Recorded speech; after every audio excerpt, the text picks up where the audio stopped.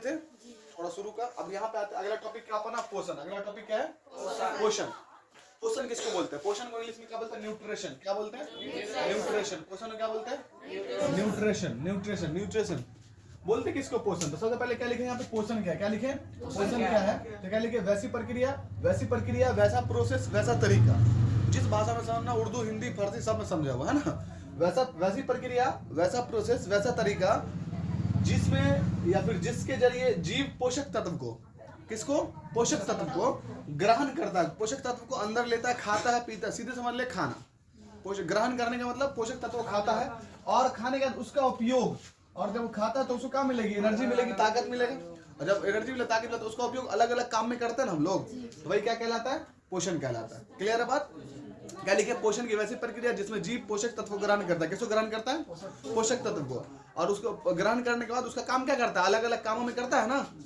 अगर हमारे पास ताकत है तो हम क्या बैठे रहते हैं? अलग अलग काम में उसका यूज करते हैं। वही बात लिखे, पोषण की वैसी प्रक्रिया जिसमें जीव पोषक तत्व ग्रहण करके उसका उपयोग अलग अलग जैविक कार्यों में, मतलब अलग अलग कामों में करता है। क्लियर है? आगे लिखे हैं पोषक तत्व कितने प्रकार का?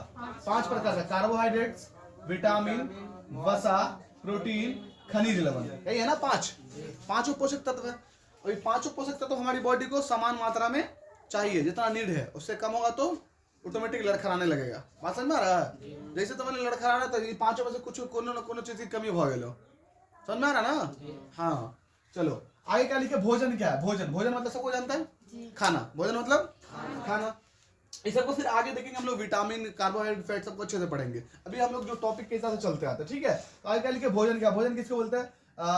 वे सभी आवश्यक पदार्थ। क्या लिखे? वे सभी वो सभी आवश्यक पदार्थ जिससे ग्रहण करके, जिसको ग्रहण करके मतलब खा करके जैविक क्रिया का संचालन किया जाता है, आसानी से हो सके। मतलब वो सब कुछ भोजन किसको बोलेंगे? वो सब कुछ जिसको ग्रहण करें, हम खा ले, और खाने के बाद जो है ना, जो भी जैविक काम है हमारा, जो भी काम है, जो भी हम जो काम करते हैं, वो सब जो है ना एकदम आसानी से कर ले, वही ना तब अच्छा भोजन कहलाएगा। या हम खाना खा रहे हैं, हमारे देह में ताकत नहीं, भोजन हुआ नहीं हुआ। तो वे सभी पदार्थ, वो सब कुछ जो हम खाएं, ग्रहण करें, ग्रहण करने के बाद हम जैविक कार्य जो भी है हमारा काम है ना, उसको आसानी से कर ले, तो वो क्या कहलाएगा? अच्छा भोजन कहलाएगा। क्लियर है बात? चलो आगे देखो यहाँ पे क्या लिखे।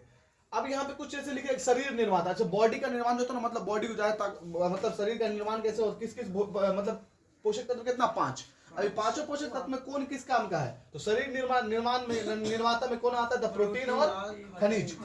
प्रोटीन ज्यादा खाओगे देखोगे कि जो बॉडी बिल्डिंग करता है ना, उसका प्रोटीन का डब्बा लिया रहता है। क्यों? क्योंकि बॉडी उसको बनानी रहती है, प्रोटीन निर्माता है। बात समझ में आ रहा है? देखो प्रोटीन का पाउडर फाँकता रहता है, खाता रहता है ना।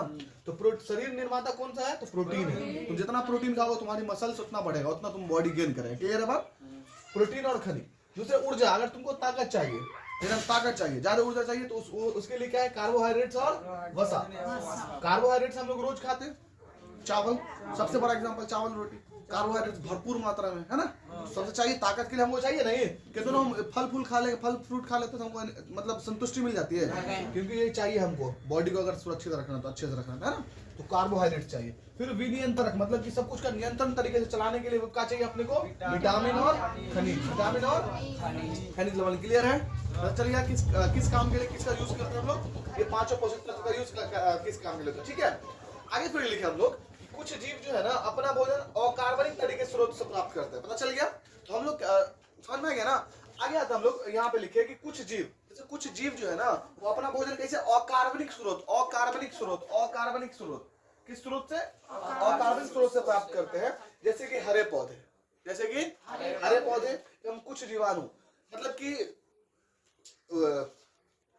मतलब कि एकदम ऐसा प्राप्त करे तुमको पता ही नहीं चलेगा। जैसे इन्वायरमेंट में कार्बन डाइऑक्साइड है, दिखता है, लेकिन पेड़ पौधा कार्बन डाइऑक्साइड ग्रहण करता है और सूरज से रोशनी लेता है। सूरज क्या करता है? सनलाइट लेता है, और उसके बाद जड़ से पानी लेकर के अपना खाना बना लेता है। पता ही नहीं चलता, मतलब खुद का खाना खुद बना लिया। तो ये अकार्बनिक तरीका हो गया, मतलब दिखा ही नहीं कैसे खाना बना लिया, दिखा है ना। तो वैसे कुछ जो जीव है ना जो अकार्बनिक तरीके से प्राप्त करते हैं, तो वैसे जीव को हम लोग स्वपोषी बोलते हैं। क्या बोलते हैं? वैसा जीव जो अपना भोजन किस तरीके से प्राप्त कर ले? अकार्बनिक तरीके से अपना खाना, अपना भोजन प्राप्त कर ले अकार्बनिक तरीके से, तो वैसे जीव को हम लोग क्या बोलते हैं? स्वपोषी। क्या बोलते हैं? स्वपोषी।